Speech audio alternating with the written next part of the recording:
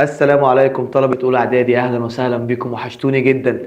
جاي لكم النهاردة في الترم الجديد، إن شاء الله هنشرح المنهج كامل مع بعض حتة حتة وجزء جزء. كل اللي عليك اللي أنت تركز معايا، وإن شاء الله هتستفيد وما تقلقش، كده كده هتقفل يعني هتقفل. يلا بينا تعال نشوف منهجنا بيتكلم عن إيه.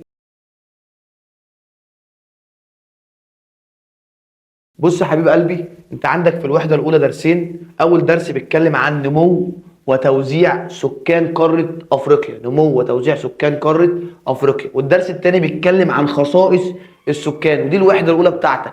يبقى احنا في أول درس هنتكلم عن نمو وتوزيع سكان قارة أفريقيا، وفي الدرس التاني هنتكلم عن الخصائص، وهنعرف كل حاجة خاصة بالسكان في الوحدة دي. يلا بينا نبص. بص معايا كده يا صديقي، احنا هنتكلم في الدرس الاول عن نمو وتوزيع سكان قاره افريقيا. يبقى انا هتكلم عن النمو والتوزيع. فتعال اقول لك ان السكان هم المحور الاساسي في عمليه التنميه. السكان هم المحور الاساسي في عمليه التنميه. يعني ايه الكلام ده؟ هم اللي بيصنعوا، هم اللي بيزرعوا، هم اللي بينتجوا، يبقى هم اساس عمليه التنميه في القاره. لذلك ان دراسه بيانات واحصائيات السكان ليها اهميه كبيره جدا. مهم عندي ان انا ادرس بيانات واحصائيات السكان. طب هيهمني في ايه او هيساعدني في ايه؟ قال لي هيساعدني في ان انا افهم التطورات السكانيه والتغيرات السكانيه. طب من حيث ايه؟ من حيث النمو والتوزيع. يبقى انا هنا لما ادرس بيانات واحصائيات السكان، انا هفهم التغيرات السكانيه وتطورات السكان من حيث نموهم بيزيدوا قد ايه وخلال قد ايه وتوزيعهم فين داخل القاره. يبقى ده هيساعدني في وضع خطط تنمويه تلبي احتياجات المجتمع في المستقبل. ومن خلال اللي انا درسته ده ومن خلال نموهم وتوزيعهم هقدر احط لهم خطط تنمويه تساعدني في المستقبل ان انا البي احتياجاتهم ومتطلباتهم. يبقى السكان هم محور اساس التنميه، اللي بيزرعوا، اللي بينتجوا، اللي بيصنعوا. كمان دراسه بيانات واحصائيات السكان ليها اهميه كبيره. طب ليه اهميه كبيره؟ عشان بفهم التغيرات السكانيه من حيث النمو والتوزيع، من حيث النمو ايه والتوزيع، وده بيساعدني في وضع خطط تنمويه تلبي احتياجات السكان فين في المستقبل. طب تعال نبص معايا على الرسمه اللي معايا كده. من خلال الرسمه اللي معايا دي هتكتشف ان اكبر قاره هي قاره اسيا من حيث عدد السكان، ويجي وراها قاره افريقيا قارتنا وعنوان درسنا، واحنا بنتكلم عن نمو وتوزيع سكان قاره افريقيا. يبقى انا اكتر القارات عندي سكانا هي قاره مين؟ قاره اسيا في المرتبة الأولى عالميا من حيث عدد السكان. يجي وراها مين؟ قارة أفريقيا رقم 2، أو في المرتبة الثانية من حيث عدد السكان. يبقى أنا عرفت إن قارتي قارة أفريقيا رقم 2 عالميا بعد قارة آسيا من حيث عدد السكان. وبالمناسبة برضو قارة أفريقيا رقم 2 عالميا بعد قارة آسيا من حيث المساحة. من حيث إيه؟ المساحة. يبقى أنا عرفت إن آسيا رقم 1 في السكان، وأفريقيا رقم 2، وأفريقيا رقم 2. تعال بقى نتكلم عن النمو السكاني في قارة أفريقيا، وأعرف السكان زادوا إزاي وعددهم قد إيه. يلا بينا. قال لي بلغ عدد سكان أفريقيا سنة 2023، دي آخر مرة عدينا فيها السكان أو عملنا عملية حصر للسكان، عد للسكان. قال لي كانوا 1.5 مليار نسمة. 1.5 مليار ايه؟ نسمة. وده يمثل خمس سكان العالم، 1/5 من سكان العالم، اللي هم كام؟ 1.5 مليار نسمة، اللي هم سنة كام؟ سنة 2023. قال لي ومن المتوقع ان بحلول سنة 2050 هيكون عدد سكان افريقيا 2.4 مليار نسمة. يبقى انا عرفت هم سنة 2023 1.5 مليار نسمة، يعني كام؟ يعني خمس سكان العالم. طب سنة 2050 قال لي 2.4 مليار نسمة. بص معايا كده يا صديقي، ونلاحظ ان عدد سكان قارة افريقيا يتضاعف كل 3 عقود. كل 3 عقود، والعقد 10 سنين، يبقى كل 30 سنة. وده اللي انا هقدر اعرفه لو جيت عديت السكان سنة 1975 ومرة كمان سنة 2005، هلاقي ان عدد السكان بقى الضعف. بقى ايه؟ الضعف. ومن المتوقع ان انا على 2005 ازود 30 سنة، يبقى هيتضاعف مرة اخرى سنة 2035. يبقى عدد السكان بيتضاعف كل قد ايه؟ كل 30 سنة او كل 3 عقود، والعقد 10 سنين. طب تعالى نخش على اللي وراه. يلا بينا. بص معايا كده يا صديقي، ولما جينا نحسب عدد السكان في قاره افريقيا وعدد الدول اللي هم ال 54 دوله اللي انت عارفهم الترم الاولاني، ونرتبهم من حيث اكبر الدول من عدد السكان، رتبنا اول ثلاثه بس. مين هم؟ نيجيريا واثيوبيا والثالثه مصر. يبقى رقم واحد نيجيريا، رقم اتنين اثيوبيا، رقم ثلاثه مصر.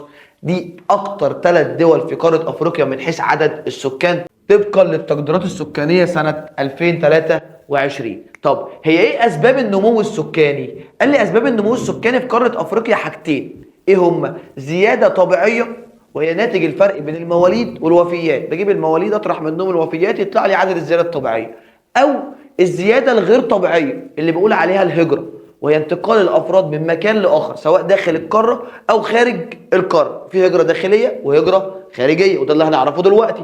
بس تعالى الاول نتكلم عن الزياده الطبيعيه. قال لي هي الزياده الناتجه عن الفرق بين عدد المواليد وعدد الوفيات في فتره معينه. باجي خلال فتره معينه احسب المواليد اللي عندي واحسب الوفيات واطرحهم من بعض يطلع لي مقدار الزياده الطبيعيه بتاعت السكان. طب قال لي انا لو استنتجت من الرسمه البياني اللي قدام مني ده هعرف ان قاره افريقيا هي اعلى قارات العالم من حيث معدل المواليد. اكتر قاره في العالم فيها معدل مواليد يكاد يكون ضعف المعدل العالمي. ضعف المعدل ايه؟ العالمي. يعني لو انا بصيت هنا ده المعدل العادي وده المعدل اهو بتاع قاره افريقيا، قال لي 32 وده رقم كبير جدا. يبقى ضعف المعدل العالمي اللي هو كام؟ 17 اصلا. يبقى قاره افريقيا هي اعلى قارات العالم من حيث معدل المواليد. قد ايه؟ قال لي ضعف المعدل العالمي. ضعف المعدل العالمي. طب هو ليه المواليد عندي كده كتير قوي؟ ايه هي اسباب ارتفاع معدل المواليد في قاره افريقيا؟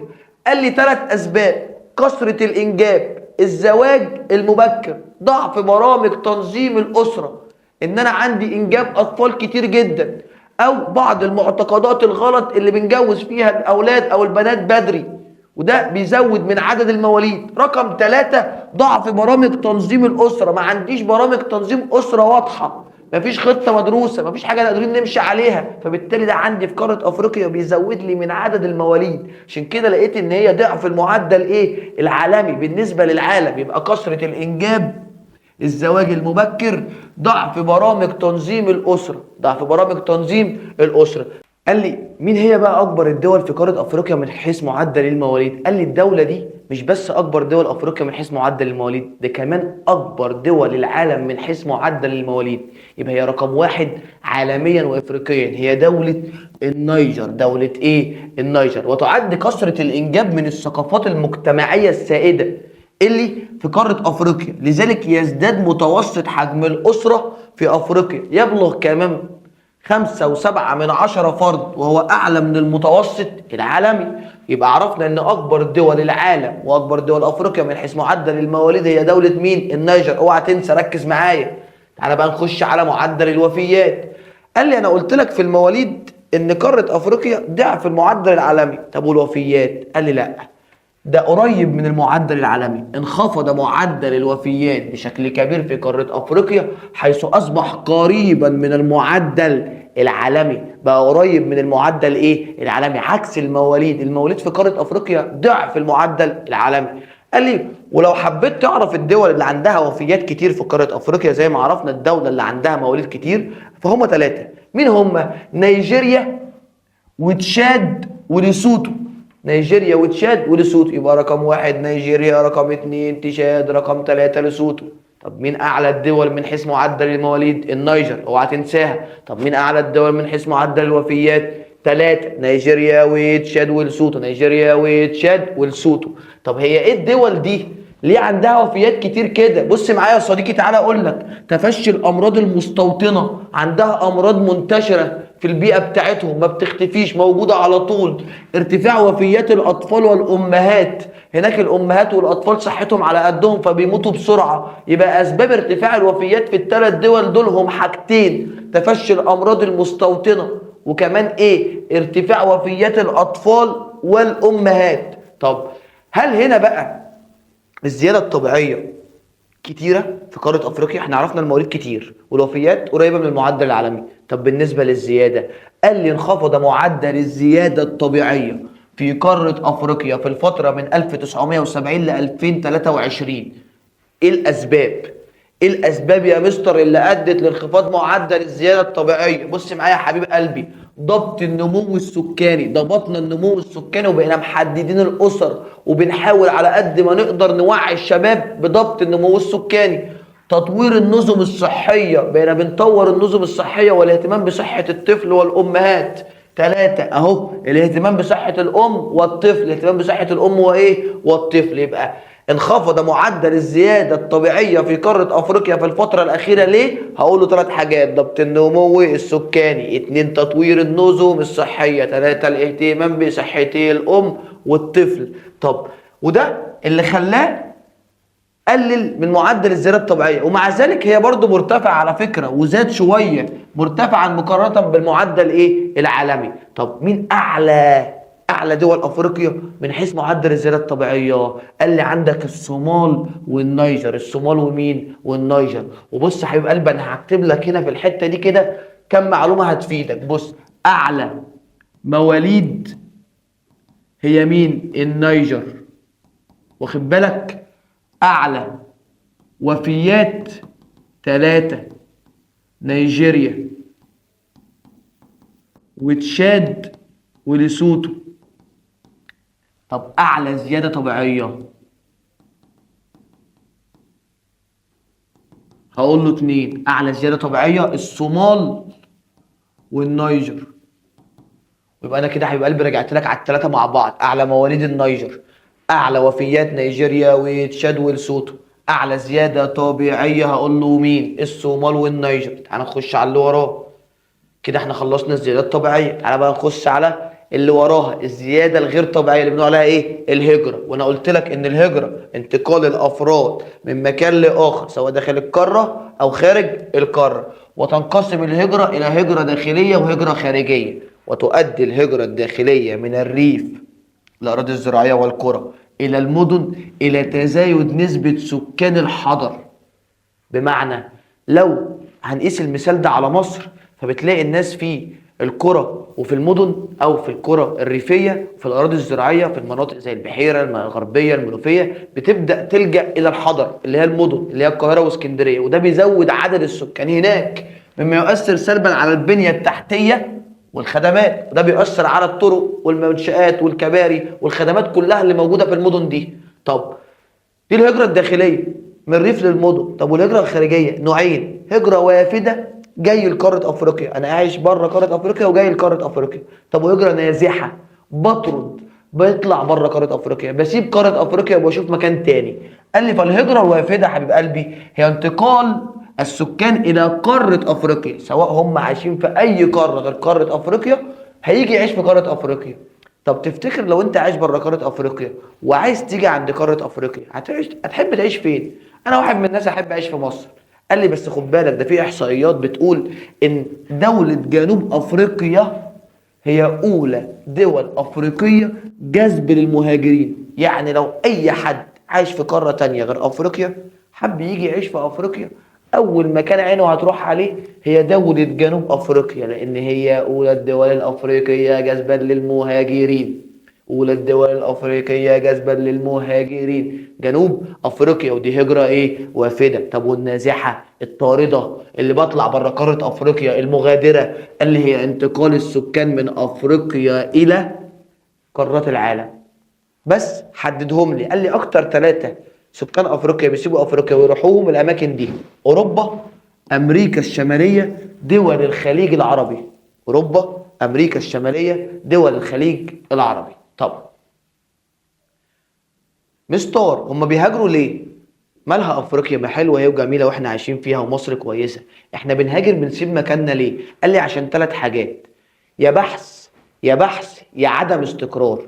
بحث عن فرص عمل افضل وتحسين مستوى المعيشه، شغلي مش كويس هنا او مش عارف اوصل للحاجه اللي انا بحلم بيها، فبضطر اسيب مكاني بروح مكان تاني، ابدا ادور على شغل انضف، شغل احسن، بالتالي احسن مستوى المعيشه واحسن مستوى المعيشه لاسرتي ولعيالي.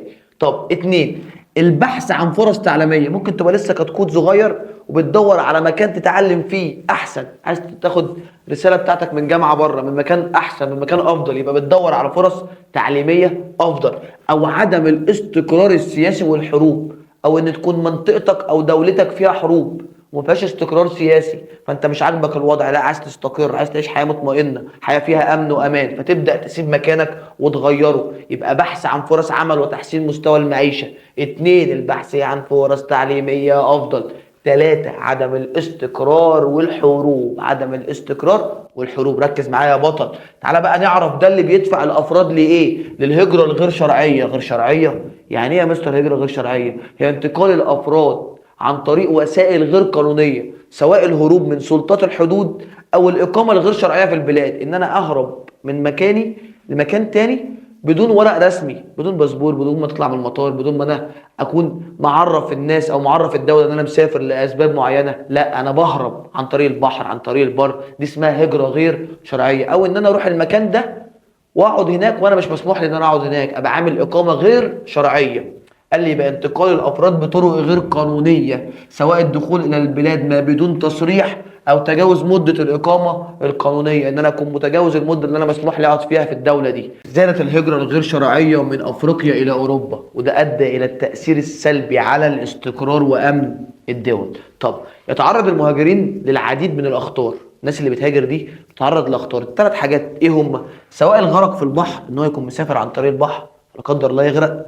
2 الاستغلال من الناس اللي بتسفروا بالطريقه الغير شرعيه دي. 3 حرمانهم من حقوقهم في الدول التي يهاجرون اليها، زي طبعا واحد زي السويسي لما راح هناك اتبهدل عبال ما وصل الى المكان اللي هو فيها. يبقى 3 حاجات: الغرق في البحر، 2 الاستغلال، 3 حرمانهم من حقوقهم في البلاد اللي بيسافروا اليها. طب لذلك تسعى الدول الافريقيه عموما الى تحقيق مزيد من التنميه للحد من هذه الظاهره. يبقى من هنا قاره افريقيا بتحاول ان هي تعمل جهود كتيره جدا تقلل من هذه الظاهره ومن الهجره الغير شرعيه. تعال بقى نتكلم عن توزيع سكان قاره افريقيا، وايه المناطق اللي بيزداد فيها السكان والمناطق اللي بيقل فيها السكان. قال لي وتختلف الكثافه السكانيه من مكان لاخر ومن دوله لاخرى ومن منطقه لاخرى. بمعنى يعني مش كل السكان متوزعين على افريقيا بالتساوي، لا، تختلف الكثافه السكانيه في قاره افريقيا من دوله لاخرى ومن منطقه لاخرى داخل الدوله الواحده. داخل الدوله الواحده. طب وانا قسمتهم عندي الى 4 اماكن. 4 اماكن: مناطق مرتفعه، مناطق متوسطه، مناطق منخفضه، ومناطق نادره. مناطق السكان فيها كتير جدا مزدحمه بالسكان مرتفعه، مناطق متوسطه نص نص، مناطق اقل شويه، ومناطق عدد السكان فيها قليل نادره السكان. طب تعال نبدا بالمناطق اللي ذات كثافه سكانيه مرتفعه. مين طبعا اشهر مكان هتلاقي فيه سكان؟ وادي النيل والدلتا في مصر، والنيل الازرق في السودان. وطبعا دي مناطق فيضيه فيها ميه عذبه وتربه خصبه، طبيعي تلاقي فيها سكان. يبقى وادي النيل والدلتا في مصر، والنيل الازرق في السودان. وادي النيل والدلتا في مصر، النيل الازرق في السودان. طب قال لي ليه؟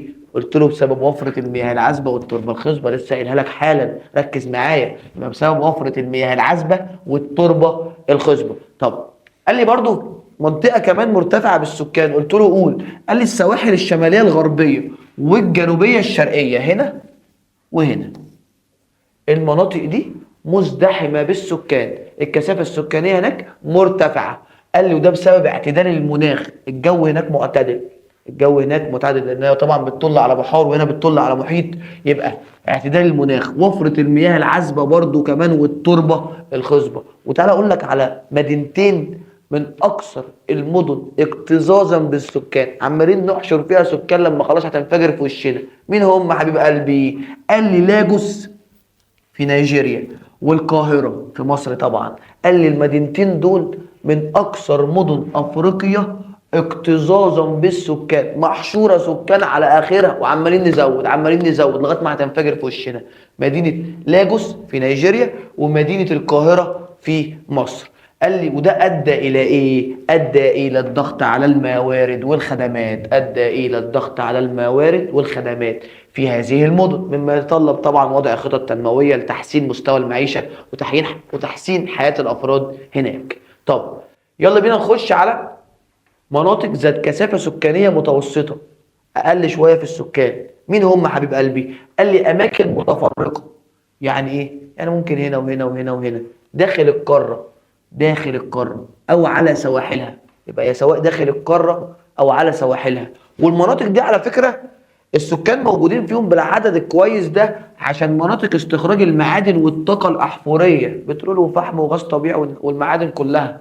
قال لي يبقى مناطق متفرقة داخل القارة أو على سواحلها، مناطق استخراج المعادن والطاقة الأحفورية قال لي وبعض المناطق المرتفعة ذات المناخ المعتدل زي هضبة مين؟ الحبشة والبحيرات الاستوائية. هضبة الحبشة والبحيرات الاستوائية، وانت فاكر معايا ان دول ايه؟ منابع نهر النيل، فطبيعي تلاقي فيهم برضو عدد سكان كويس. طب المناطق المنخفضة، قال لي مناطق الرعي والزراعة في نطاق السافانا والستبس. مناطق الرعي والزراعة في نطاق السافانا والستبس. قال لي ومناطق ذات كثافة سكانية نادرة. يبقى انا عرفت المنخفضة مناطق الرعي والزراعة اللي فين؟ قال لي في السافانا والستبس. قلت له طب والمناطق النادرة؟ قال لي حاجتين، مناطق صحراوية ومناطق مستنقعات. مناطق صحراوية ومناطق مستنقعات. قال لي طب المناطق الصحراوية السكان قليلين ليه؟ قلت له عشان خاطر ندرة المياه العذبة، قلة ايه؟ المياه العذبة، والظروف المناخية السيئة، وان دي مناطق صحراوية فطبيعي تلاقي الجو هناك حر جدا، يبقى ظروف مناخية سيئة وقلة المياه العذبة. قال لي طب ومناطق المستنقعات؟ قلت له المستنقعات دي احنا واخدينها في الترم الاول لصعوبة الحركة وقلة الأنشطة وانتشار الأمراض. يبقى لصعوبة الحركة وقلة الأنشطة وانتشار إيه؟ الأمراض. يبقى عرفت إن أنا عندي 4 أماكن، قولهم معايا: مرتفعة، متوسطة، منخفضة، نادرة، وعرفت أمثلة عليهم. طب تعالى نبص على الجزئية اللي وراها، المشكلة السكانية في قارة أفريقيا. قال لي تعاني قارة أفريقيا من عدة مشكلات سكانية. أولا زيادة عدد السكان بشكل لا يتناسب مع معدلات النمو الاقتصادي. ان انا عندي عدد السكان اكتر من معدلات النمو اللي بعملها. السكان بتزيد قوي، كتير قوي، اكتر من الموارد والموارد والنمو الاقتصادي اللي عندي. قال لي كمان سوء توزيع السكان داخل بعض الدول الافريقية. كمان رقم 2 ان السكان اصلا بتختار مكان وكلها بتتكدس فيه ويسيبوا اماكن تانية فاضية. طب ما نوزع. لا، قال لك سوء توزيع السكان، ارتفاع نسبة فئة صغار السن، ودي فئة غير منتجة بتحتاج الى توفير احتياجاتها. يبقى ارتفاع نسبة فئة صغار السن، ودي فئة غير منتجة تحتاج الى توفير احتياجاتها من ملبس ومسكن وغذاء واكل وشرب وكل حاجة وخدمات. قال لي يبقى المشكلة السكانية 3 زيادة عدد السكان بشكل لا يتناسب مع معدلات النمو السكاني. 2 سوء توزيع السكان داخل القرى أو داخل الدول الأفريقية. 3 هقول له إيه؟ ارتفاع نسبة صغار السن اللي هي فئة غير منتجة وبالتالي تحتاج إلى توفير احتياجاتها. طب نتائجها، عايز أحل الكلام ده. لا، الأول قبل ما أحل لازم أنا أقول لك إن المشاكل دي أثرت عليا آثار سلبية. أولا زودت الضغط على الخدمات، تعليم وصحة، طرق وكباري وبنية تحتية. زود استهلاك الموارد الطبيعية، زودت من استهلاك الموارد الطبيعية سواء المياه العذبة أو الطاقة أو الأراضي الزراعية، وده هيخليها تخلص بسرعة سواء بالنسبة للطاقة أو الأراضي الزراعية هتتدهور. نقص نصيب الفرد من الموارد الطبيعية، نقص نصيب الفرد من الموارد الطبيعية. تهديد تحقيق الامن الغذائي، مش هقدر يبقى عندي امن غذائي، مش هقدر اكفي السكان من حيث الغذاء او المائي او من حيث المياه العذبه والموارد بتاعتها في القاره. يبقى انا السكان عملوا لي مشكله. 3 زاد عدد السكان بشكل لا يتناسب مع معدلات النمو السكاني. 2 سوء توزيع السكان. 3 ارتفاع نسبة صغار السن وهي فئة غير منتجة. طب نتائجها، ضغطت على الموارد والخدمات، استهلكت الموارد الطبيعية، مياه عذبة وطاقة وأراضي زراعية. 3 ما اقدرش احقق الامن الغذائي والامن المائي. 4 نقص نصيب الفرد من من الموارد الطبيعية. طب وده اللي قدرت استنتجه، ان كلما ارتفع معدل الزياده السكانيه انخفض مستوى الامن الغذائي والمائي. كل ما السكان تزيد كل مش هقدر او كل ما الغذاء عندي هيقل والميه عندي هتقل، وبالتالي كده مش هقدر احقق الامن الغذائي والامن المائي. طب ايه مقترحاتك للحد من الهجره؟ انا ازاي احل مشكله الهجره ومن خلالها هقدر احل المشكله السكانيه؟ قال لي بص، مقترحاتك تحسين المستوى الاقتصادي وتوفير فرص عمل للشباب. اجي على الدوله اللي الشباب بيسيبها وبيروح يدور على مكان تاني يشتغل فيه، اقول له تعالى انا هوفر لك وظائف العمل هنا في دولتك، جنب اهلك جنب ناسك، اقعد اشتغل، فبالتالي الشباب هتقعد. اتنين، فرض عقوبات على من يقوم بتسهيل الطرق الغير قانونيه لتشجيع الافراد على هذه الهجره. اجيب الشخص اللي بيجيب الشباب دول وياخد منهم فلوس ويقول لهم تعالوا هسفركم بره، افرض عليه عقوبات، اسجنه، اخد منه غرامات كبيره جدا عشان امنع اي حد ان هو يفكر زيه ويستغل هذه الشباب. ثلاثة، تنفيذ حملات للتوعيه بخطوره الهجره. لازم نعرف الشباب ان انت مش لازم في كل مره هتوصل، او مش لازم كل اللي سبقوك وصلوا يبقى انت كمان هتوصل، لا، عرفوا ان في اخطار وفي مشاكل هتقابلك وفي حاجات كتيره جدا هتبقى تسبب خطر ليك. رقم 4، معالجة الأزمات الإنسانية والصراعات المسلحة اللي تدفع الأفراد للهجرة. أحاول أشوف إيه المشكلة اللي في الدولة دي وأحلها، سواء بقى مشكلة سياسية، حروب بين القبائل، حروب بين الدول وبعضها، نحاول نوصل لحل بحيث نمنع الأفراد والشباب من الهجرة. رقم 5، الاستثمار في التعليم والتدريب المهني لتزويد الشباب بالمعلومات اللازمه لسوق العمل. ان انا دلوقتي اجيب الشاب ده ابدا اثقفه، اعلمه لغه، اعلمه برامج، اعلمه حاجات كتيره جدا، واستثمر في التعليم والتدريب المهني بتاعه عشان يقدر يبقى عنده معلومات مهمه جدا وهتنفعه في سوق العمل. طب بص معايا كده يا صديقي، اساليب حل بقى المشكله السكانيه. انا عرفت المشاكل او عرفت المقترحات اللي من خلالها احد واقلل ظاهره الهجره، صح؟ تعالى بقى اقول لك ازاي احل المشكله السكانيه. بص معايا، 1، وضع خطط لخفض معدل الزياده السكانيه وتنظيم الاسره وزياده الوعي باهميه الاسره الصغيره. ابدا احط خطه واضحه مدروسه متجربه اقلل بيها الزياده السكانيه، وابدا اوعي الشباب والافراد بان لازم يبقى عندي اسره صغيره اوفر احتياجاتها بكل سهوله. رفع سن الزواج، ارفع سن الزواج، وضع قوانين تجرم الزواج المبكر، خلي الزواج ليه سن قانوني، واقول للاسر اللي هتجوز عيالها بدري هيبقى فيه عقوبات، فبالتالي هجرم الزواج المبكر، هحاول امنعه. 3، دعم المرأة اجتماعيا بتوفير فرص التعليم والرعاية الصحية وتمكينها اقتصاديا. ان انا ابدا اوفر للمرأة حقوقها واوفر لها فرص تعليم وفرص رعايه صحيه وادعمها اقتصاديا وامكنها واثقفها واهتم بتعليمها واهتم بالصحه بتاعتها. قال لي انشاء مدن جديده. ليه؟ عشان اعمل اعاده لتوزيع السكان، اجي على المدن والمزدحمه واحط جنب منها مدن صغيره جديده ابدا انقل فيها السكان، زي طبعا مشروع العاصمه الاداريه الجديده اللي عندنا. قال لي بالتالي لإعادة توزيع السكان وتخفيف الضغط على المناطق ذات الكثافة السكانية العالية. رقم 5، إقامة العديد من المشروعات الاقتصادية لسد احتياجات السكان. يبقى أنا هعمل العديد من المشروعات الاقتصادية لسد احتياجات السكان. يبقى أنا عرفت إن أنا عندي 5 حاجات من خلالهم هقدر أعمل أحل مشكلة السكانية، أحل مشكلة زيادة السكان. وضع خطط تنموية. 2، رفع سن الزواج وتجريم الزواج المبكر، الاهتمام بالمرأة اجتماعيا.